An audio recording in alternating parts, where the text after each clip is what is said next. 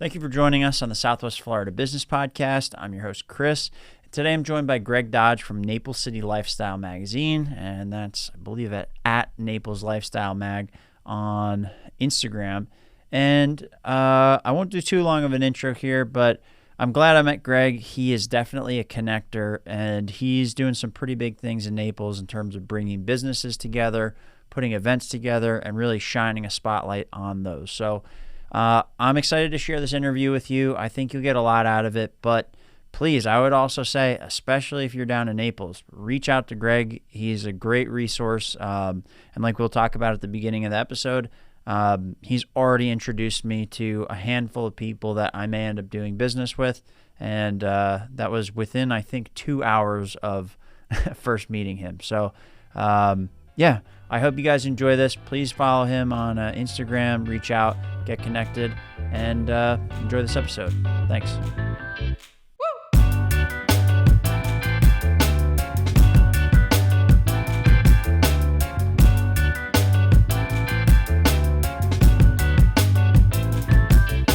This episode is brought to you by Southwest Florida Podcast. If you're a business in Southwest Florida and you want to use a podcast to grow your business, scan the QR code on your screen or visit the link in the show notes at www.swflpodcast.com. Enjoy the show. Thanks for joining me, man. Yeah, I appreciate it. Always a pleasure to be with you, bro. I agree. It's been nice. It's been really nice meeting you the past, 3-4 weeks that we've been talking and finally got to meet. I know that we've been kind of in each other's universe for the past, 6 months or so since I met Rodrigo and Cheyenne, and they've just been telling me nonstop a bunch of good things about you. So it was cool to finally meet you. And then, yeah, just as soon as we met, literally within an hour, I had started talking to a bunch of new people and new business owners, and just a bunch more people kind of joined my world, if you will. So I think you have that effect on people is what I'm starting to see. And I definitely want to dive into that with the magazine, because I think that I think you bring a lot of that feel to this. So maybe if we can, I want to dive into what the magazine is, maybe who it's for, and then let's kind of go into, if you're good with it, let's dig into your past and owning these restaurants and how you got here. So if you don't mind, let's start with what the magazine is and go from there. We'll start with the past because it brings me exactly here. That's so perfect. been in the restaurant business since I was 15 years old, 52 years old. So I was in it for 35 years. Okay. And of the last 12 years, I built restaurants. I had 10 of them. Going in, I had some financial stuff going into COVID.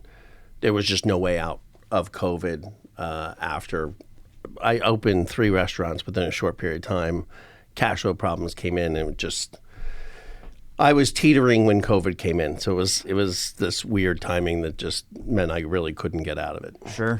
With all of that being said, I was in COVID. I'm like, what am I going to do? Instead of saying what I wanted to do next, which right now I did not want to open another restaurant. I had 10 of them going into COVID. I had 6 that I owned and 4 that I managed. Okay.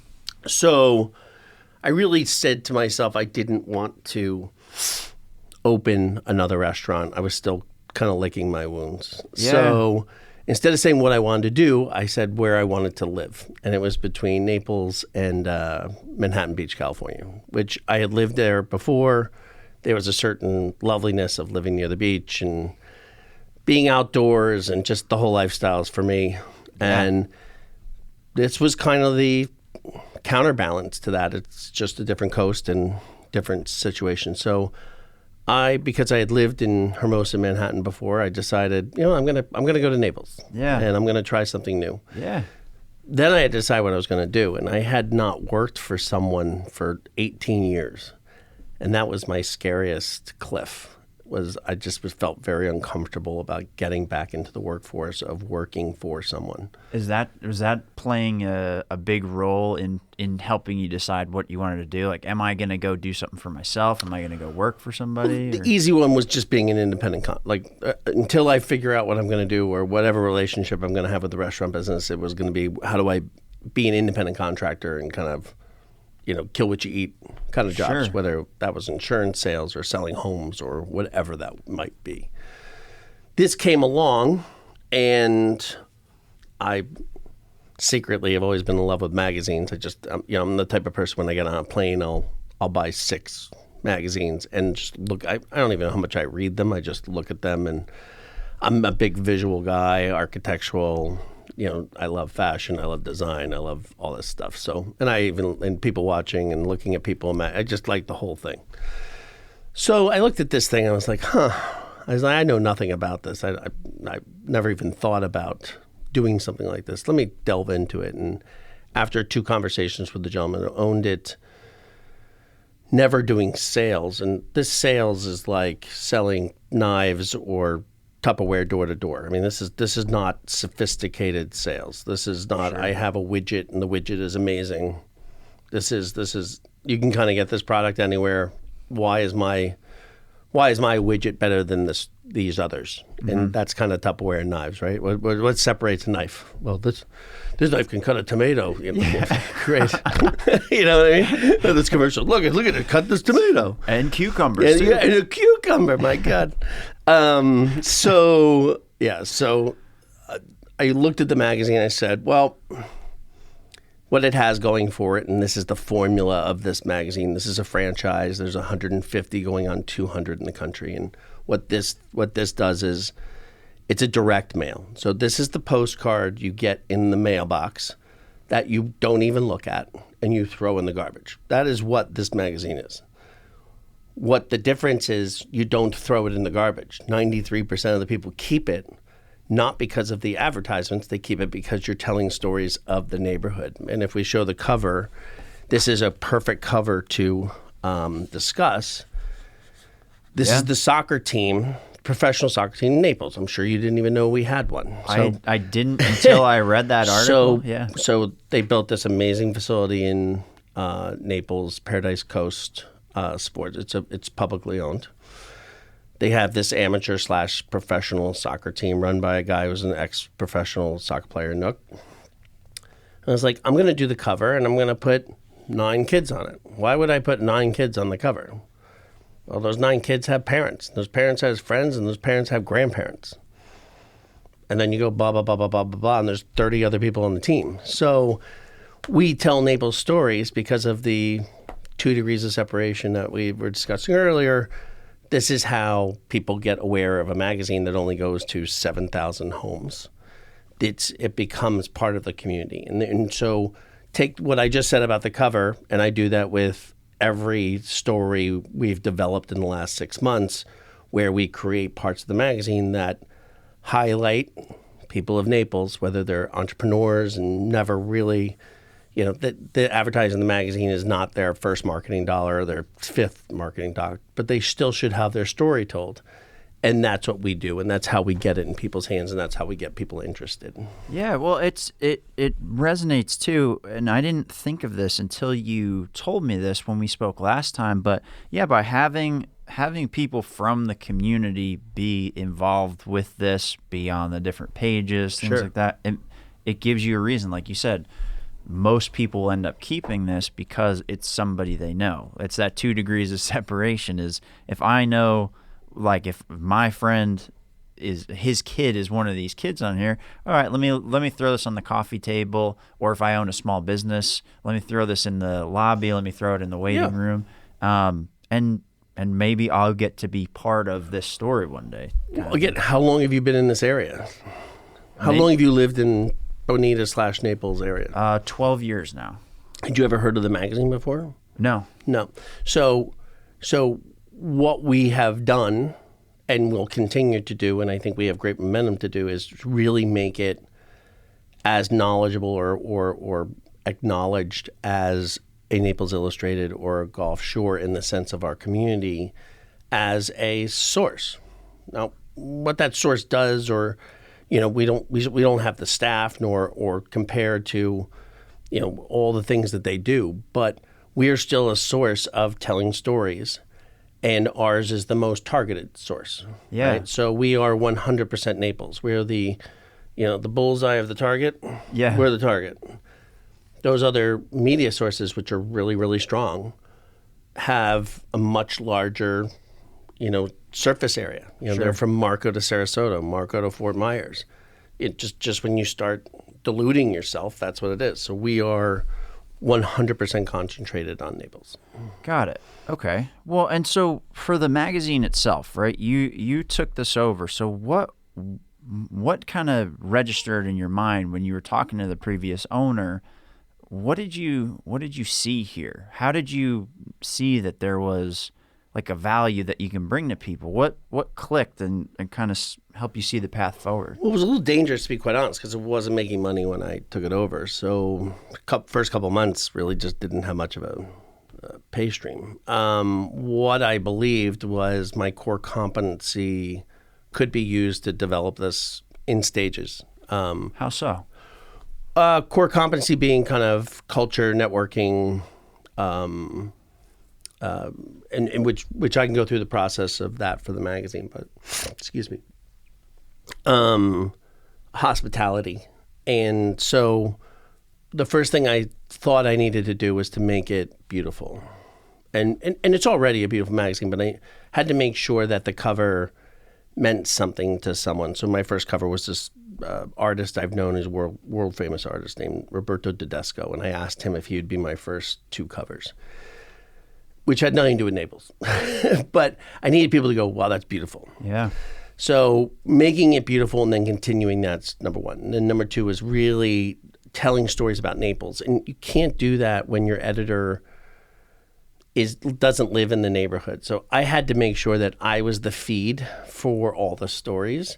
She still does all the work, and she's awesome at her job and one of the best partners I've ever had in my life. But I still needed to I'm on the ground. I'm the one having these meetings. These are the stories I'm going to tell regardless of advertising.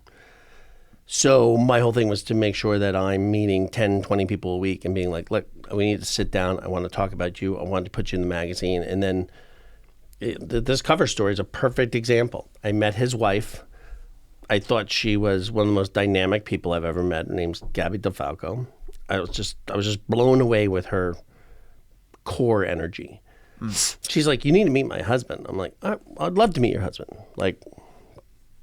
She said, he's a brilliant guy, but everyone loves Nook. I can't wait to meet him. Well, I met this guy, and after the meeting, I said, I didn't think it was possible, but I love him more than I love you. He's just incredible. He's 6'4" Nigerian, ex-professional football player that had an injury and got his master's in finance. Sharp guy. It could not be one of the nicest people I've ever met. So some of the meetings you take turn out to be incredibly impactful and important. And if you thought I was going in there thinking I'm going to do a cover story on a amateur/professional soccer team with this guy, I just thought I was going to meet a nice person, see where it goes. And I left 30 minutes later saying he's the cover of our July issue. Isn't it crazy how that comes about where... I mean, it went like that, Chris. Yeah. It was like, this is what I'm doing. So have you found that by putting yourself in these different situations of just talking to people, saying yes to these meetings, that it makes things fall into place for you? I around the time I moved here, I saw on my, whatever, I was flipping through the channels and I watched Yes Man with Jim Carrey. Yes, yep. And that is not my character. My character is to network people and put everybody together, but there's a little bit of a barrier. Sure. What didn't do it for everybody. Well, especially if you were running 10 restaurants, you have to have some sort of barrier where your time is protected. Well, I was also there for 20 years, so the barrier was I kind of knew what was going on. Kind of knew people, I knew everything. Yeah. I mean, from that. But here I don't know anyone. So what that movie was like, I was like, I'm literally going to say yes to everything. Now, I can tell you after 6 months of saying yes to everything, now I do have a little bit of a barrier. Agreed. I'm in the same spot. Yep. I got a little, I went to a couple of things and I don't need to do that again. There's just certain things I know I don't need to go do. Wait, Greg, you don't want to come out and work for 8 to 12 hours for totally free to promote my business, and you basically get nothing from it? I woke up today and said, what can I do for Chris today? Yeah, no, it really, I figured out some boundaries with that, but I'm still I'm 95% of the yes man. I just say yes, see where it goes, see how I can help. And, you're going to hear reoccurring in this conversation, I really believe in the two degrees of separation. You and I clearly are going to do work together. We might even advertise together. We're going to support each other. But a normal relationship, there's no support from a financial standpoint taking place. However, you become a voice for me and I become a voice for you. And it doesn't even have to be sit down, write a bunch of introductions I'm going to make for Chris. I'm in a conversation at a party. I just met somebody. They say, I'm an artist and this is my story. And I go, that's an amazing story. You should really talk to Chris. Yeah. And that's how, and vice versa for Greg. And so that's really how it's going to kind of transpire. And that's how the town works. So if we go back to the formula, which I've already deviated from, pretty magazine, good stories. The next was, creating value through networking and social media. Sure. So really make the social media a voice for the community. It's really simple. This town has a lot of things it loves, but it loves cars, it loves dogs, and it loves family. So family, taking pictures, when I see a post that someone's smiling, having a good time, girlfriends out, family out, enjoying dogs, people smiling, it gets reposted. I hope everyone enjoys that, meaning I hope the people that see it enjoy it. I hope the people that I'm reposting from our feedback seems that they do, but I don't know if there are people like, boy, I really wish you didn't repost my post. I've never received that, but I think they find it to be like, oh, wow, you really noticed something I did here. That's really nice of you. Yeah. But that's what we try to promote, because then when we really do put something in there that is commercially based, it doesn't seem overwhelming. It doesn't seem like we're pushing a product. We're actually taking this commercially based thing and sifting it with all this emotional stuff that we're sending out. Well, and it's too, you're building the foundation on something else that's not commercial based, right? And that was the problem with the magazine before. And nothing against the person, my predecessor. That is the business of this magazine. Yeah. And so it was very based in the advertisers.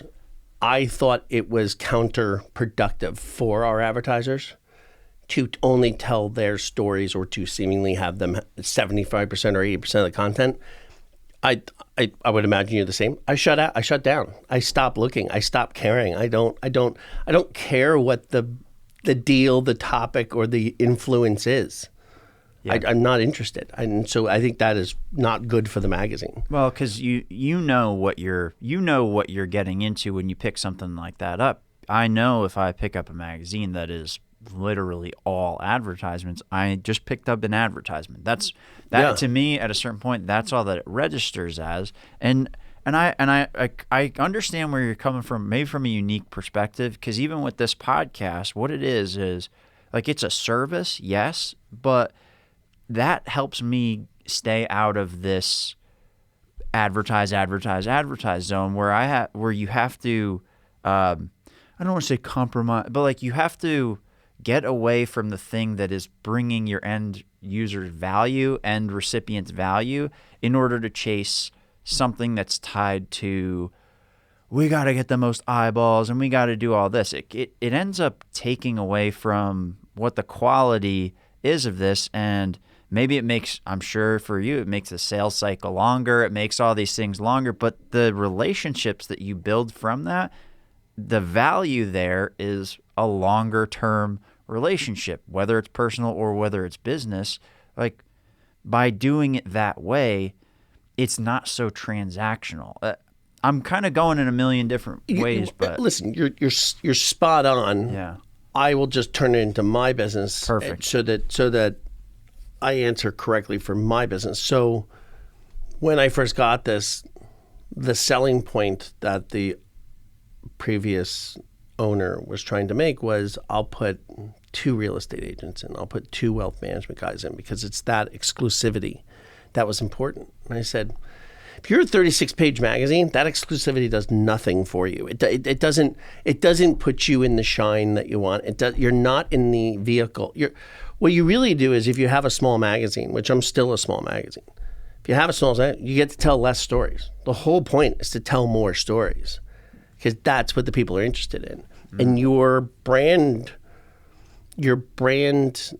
reinforcement of being in the magazine, being in social media, being part of the pack that we're moving forward is all about us growing. And if we grow because 10 wealth managers want to be in it, or 10 real estate brokers, I mean, again, all you're doing in the magazine, now you're part of something that is stronger and better, can tell more stories, has more impact. And that is what's most important. Yeah. That's the most important part of the ad, not I'm one of two.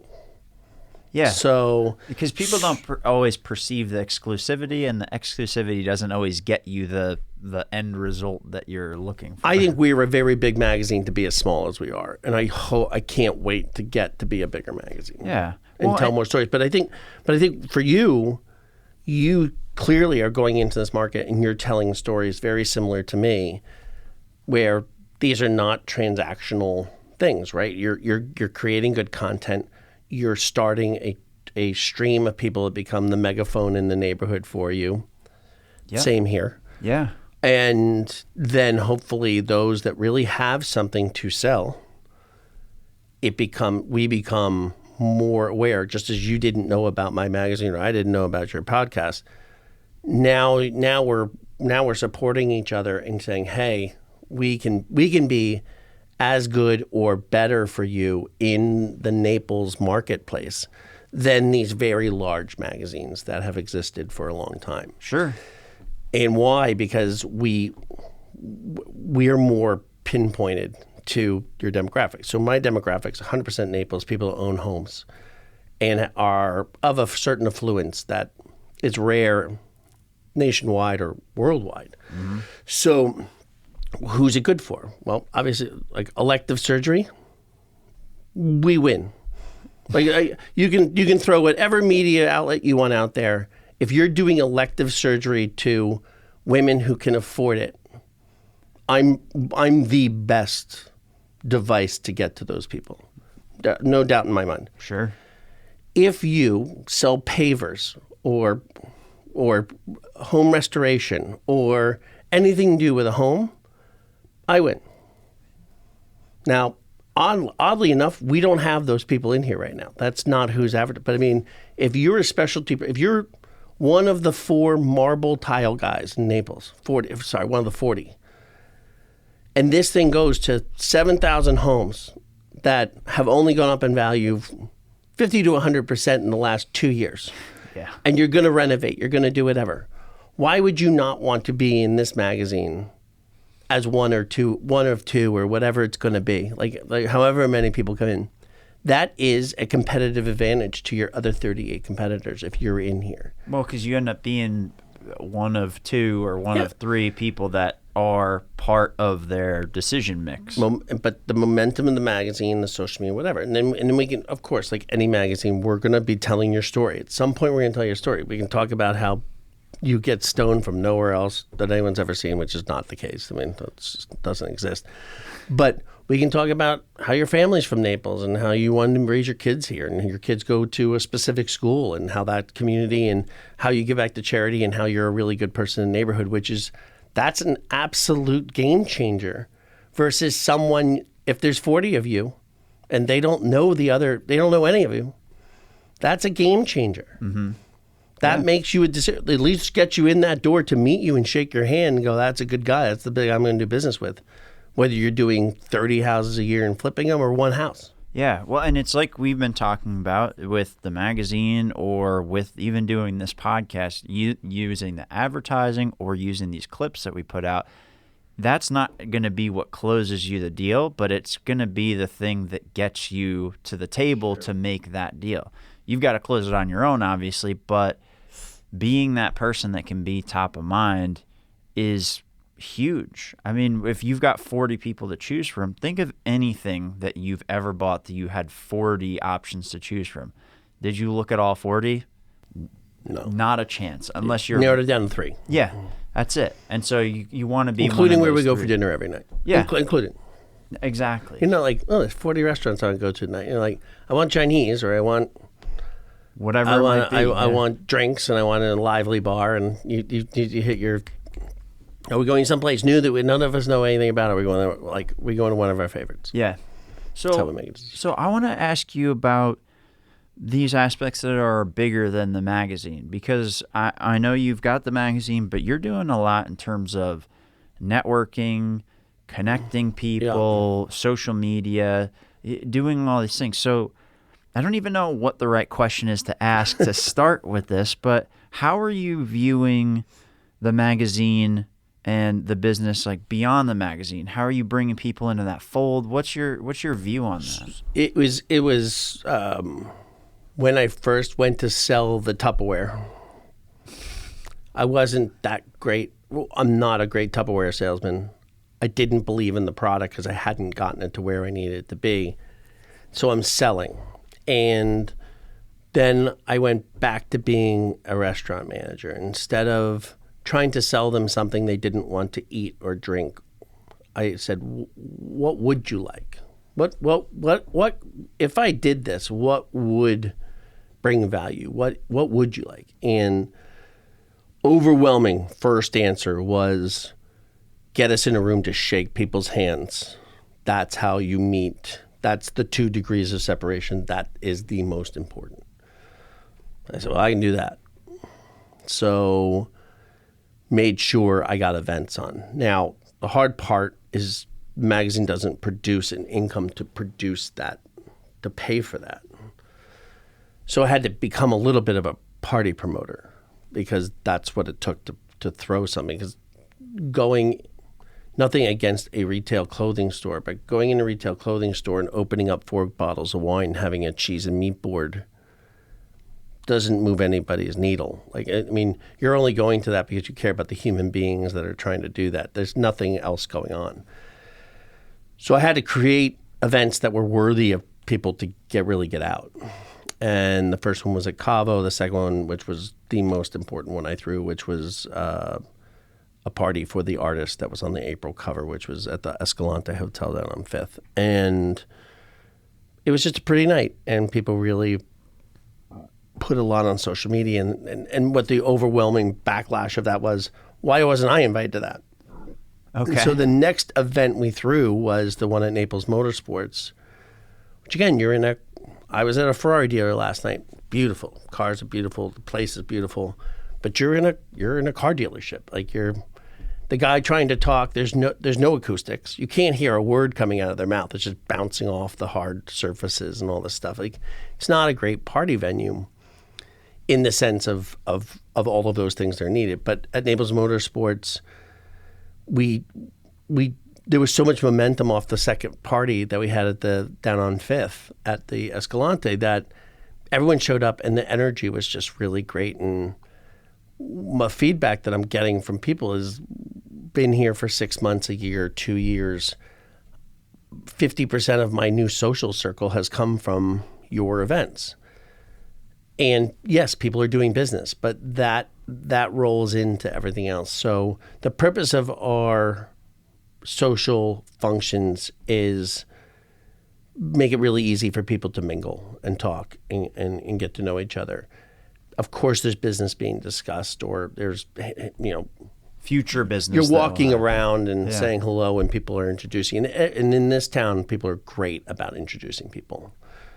Like, everyone gets the drill, because it's a primarily, there's not a lot. It's not like Coca-Cola's headquarters here. I mean, there's a big business, which is medical device, and there's other stuff, and there's tourism, but the primary business is you and I. They're small, independent businesses. So everyone's out there shilling for themselves a little bit. So that networking comes pretty easy here. So I'm just providing one of the many, but a certain number of events that people get to do that, and they seem to really gravitate towards that. So, and you're putting these together, and the main value that you saw that this could be a vehicle for was, like you said, the main thing that people were looking for was, how do I get in the same room as people, shake hands, meet people, and use that to Well, it was twofold. One, my competitors weren't really throwing parties. The competitors were following parties, so they were the media.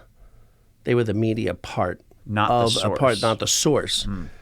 And so you would go to a party that was a big extravaganza, and Gulf Shore Life is following it, and your picture can be in Gulf Shore Life on their social media, and obviously that's a very important thing for.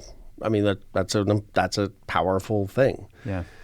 But they're only doing that, and most of the things they're going to, because they are such an exclusive magazine, is a very, very high end. It's not Joe. It's not you and I. I mean, you and I are not buying $1,000 sit-down tuxedo dinners right now.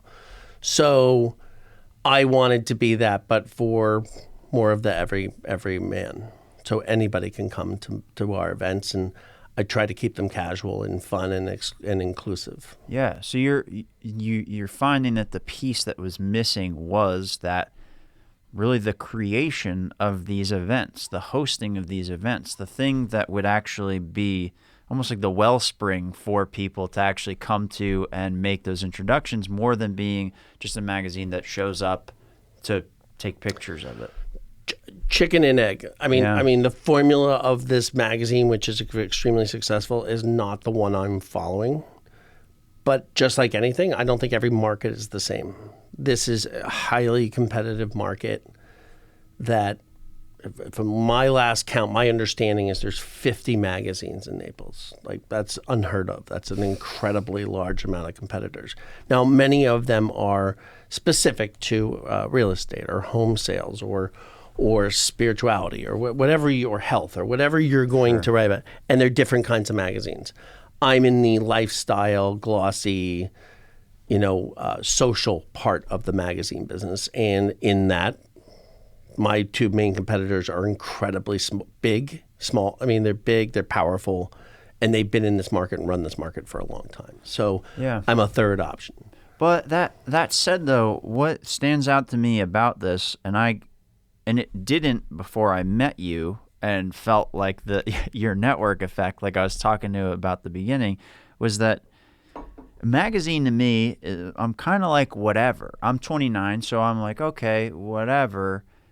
Until I actually met you, we talked, I got to learn about what you do, and then by meeting you, I'm not kidding, within 24 hours, I had literally met one person who is awesome, Vicky, the Cairo Queen. Yep. So I ended up talking to her about a week later, and then Mary came in here, showed her how to do some podcast stuff. I ended up being a guest on her podcast.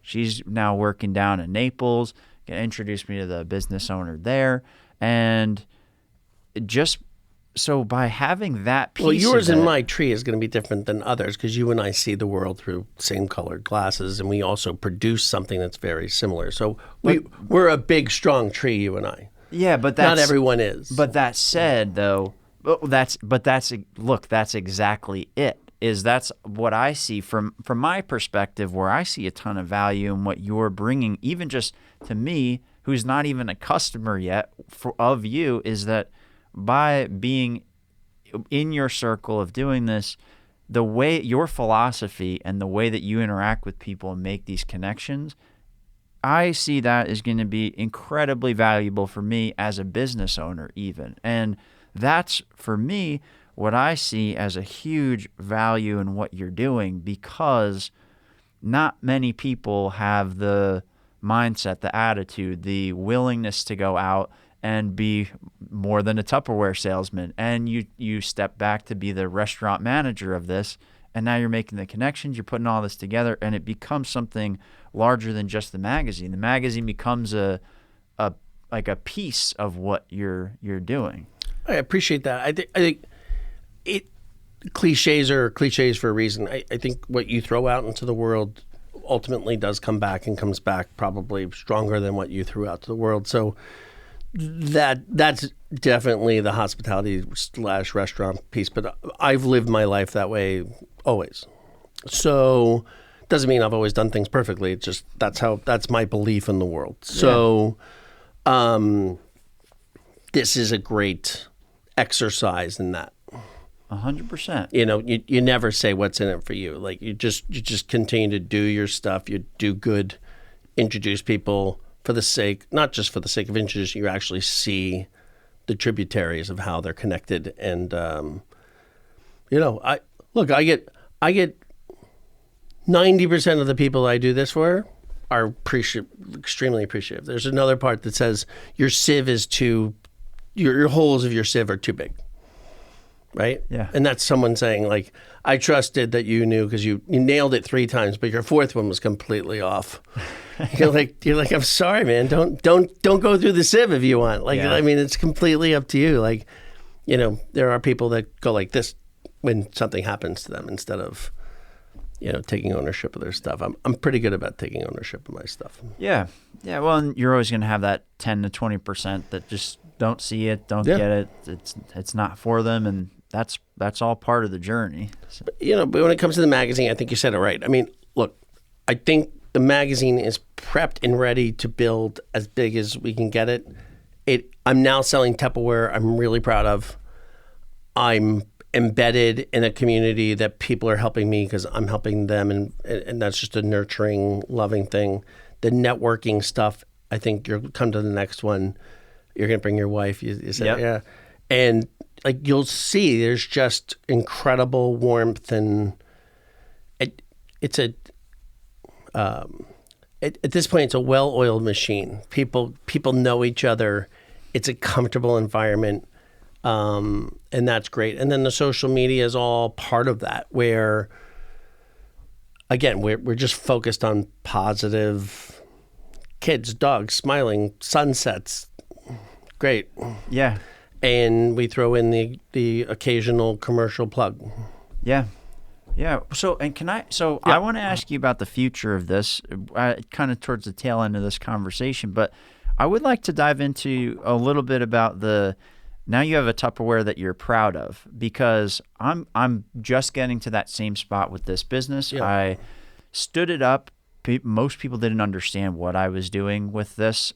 Before I had a podcast and showed examples, people were looking at me like I had 3 heads, which is fine because I felt like I had 3 heads sometimes when I was explaining what it was. But now now I've got a product that I'm proud of, but it took me a lot of tinkering and trying different things to get there. So if I can ask, like, what was that process like for you to go from selling Tupperware, realize you didn't like what you were selling, fixing it, tinkering, making it better, making it something you're proud of? I want to be clear. I would not have gone this journey if I didn't believe 100% in the magazine. And when I went to training and met the people behind this magazine, I think I'm a part of an amazing company, like crazy amazing company. Well, sorry, I didn't mean to ask you like that. That's right. I'm not saying that for disclosure reasons. Sure. I really went there and I thought, boy, this is really special. What I had felt about the magazine, why I talk about the Tupperware part, not believing in it, is it was so based in advertiser-based editorial and so we're a 50-50 advertiser to ad magazine. So we can't be 70-30. We're 50-50. You sell an ad, you write a story. That's the whole thing. And there was just nothing intriguing. There was no longer an intimate side of the magazine that meant that I sat and got to know Chris or Julie or Stacy or whatever and telling them the story. So that was what I meant about the Tupperware, that it wasn't something I was believing in. Yeah. Now, it's kind of like when you build a restaurant from the beginning, from the idea, coming up with a name, picking the site, creating the menu, tasting all the food. Like when I walked in my restaurants, I knew when something was out of place in the front all the way to the back, when somebody wasn't doing their job, when a dish came out looking incorrect. You instinctively know how everything's supposed to feel, taste, touch, and then when the guest interaction, like who's enjoying it, who's not. Like that's just energy being sent out there. That was the part of the magazine I didn't get and I wasn't happy with. And now I can take you through that magazine. I can tell you too long and ramble on like I do sometimes, the backstory of every single person that touches that magazine. Yeah, and you mentioned, and now it's an intimate product. Yeah, that was exactly it. Is you just mentioned that intimacy piece. That was the piece that was missing. That was the piece that you felt like wasn't pulling you in. I mean, you can be really kind of touchy-feely here. You say it's the soul of the magazine. Yeah. The soul of the magazine was missing. We've now recaptured the soul, and now we're going to, I hope, make that into, get better and better and better without having something stop. So so where are we going from here? Where's this magazine? Where does all this stuff go from here? I have to learn to be a better Tupperware salesman. Same. I don't like the hard sell. I don't like the cold calls. I like the intimate. Of course, I like someone calls me and says, "I would like to be in your magazine." I go, "That's amazing. Let's meet for coffee." Like, what a joy.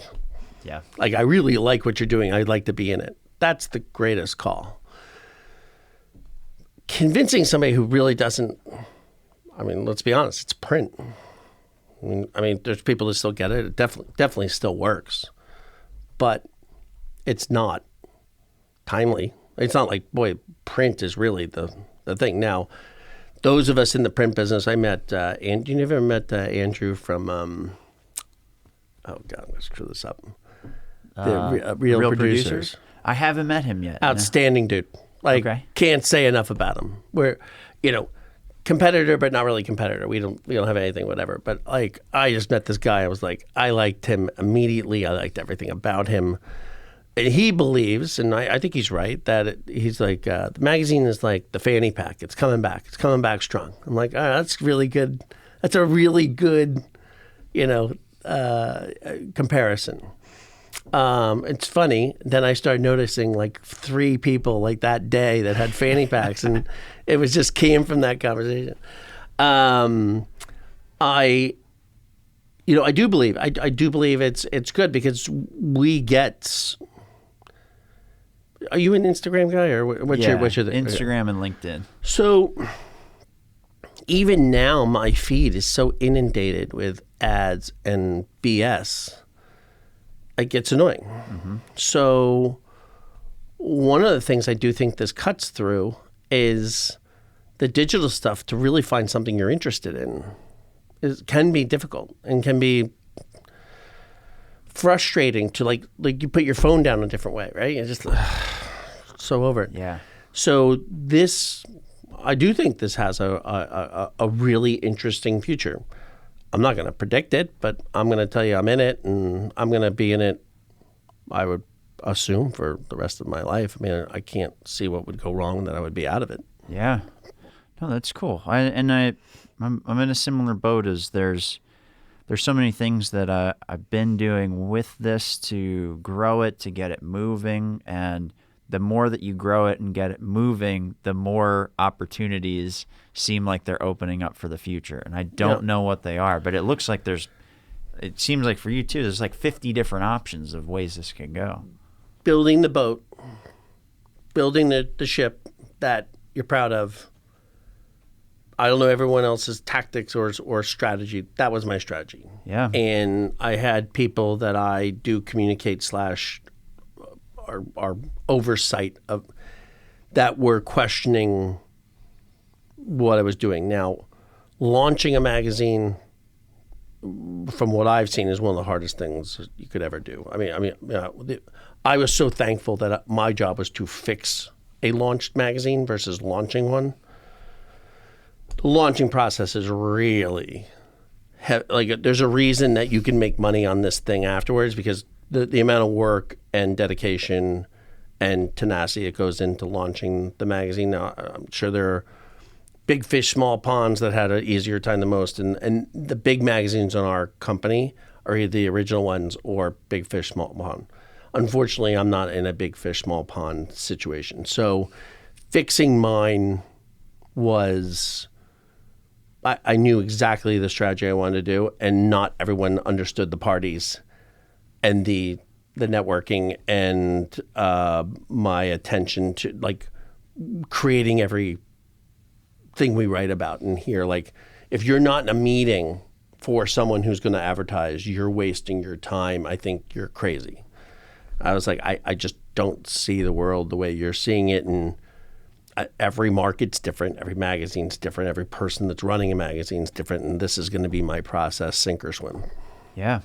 Yeah, well, you have to find that, and you got to go with your gut, especially with all the years of experience running a business and seeing, like you said, you pick up on the feeling, you pick up on the vibes that are coming from it. Oddly enough, those were very similar to my restaurants. Like my restaurants were not even close to financially successful. Like the most, like that was not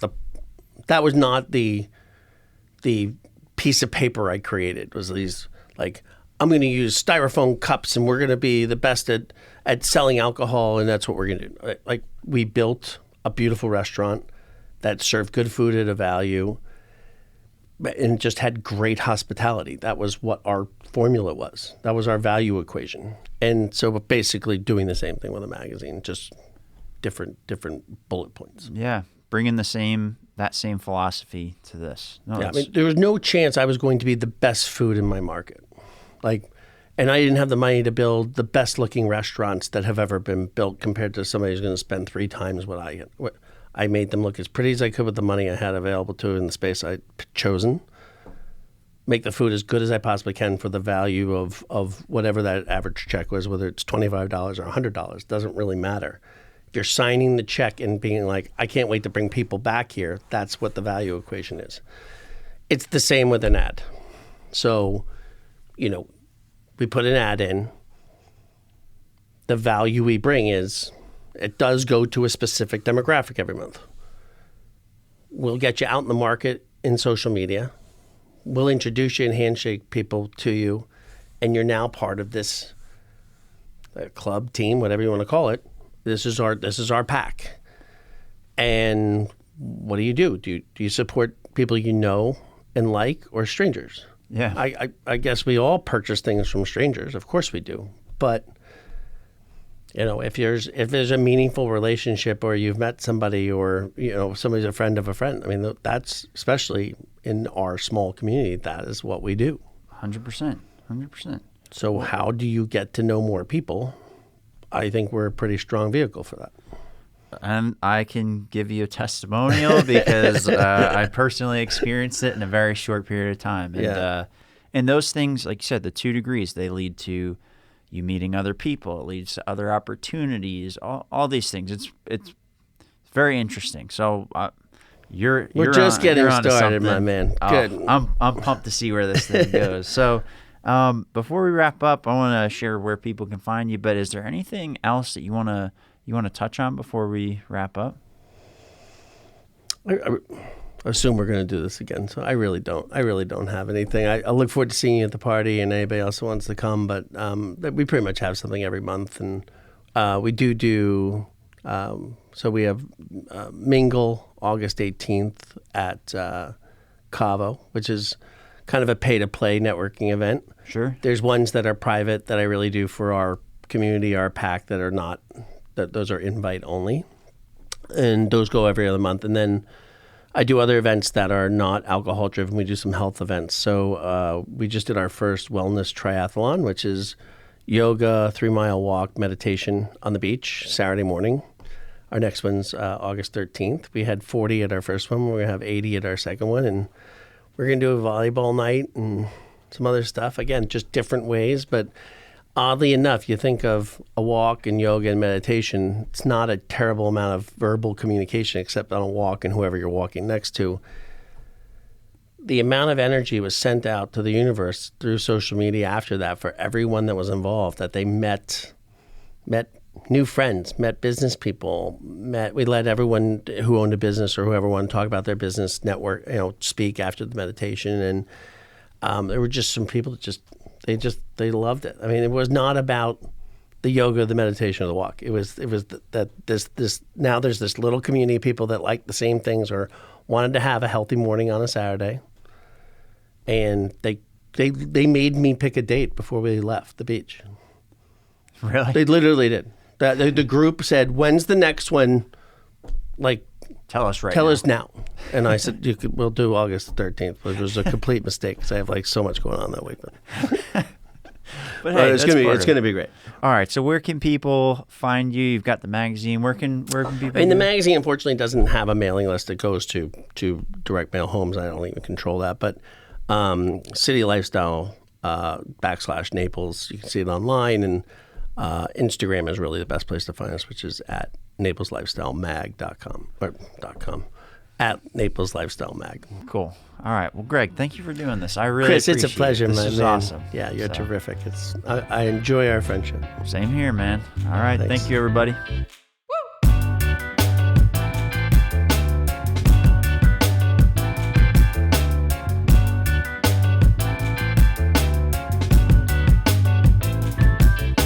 This episode is brought to you by Southwest Florida Podcast. If you're a business in Southwest Florida and you want to use a podcast to grow your business, scan the QR code on your screen or visit the link in the show notes at www.swflpodcast.com.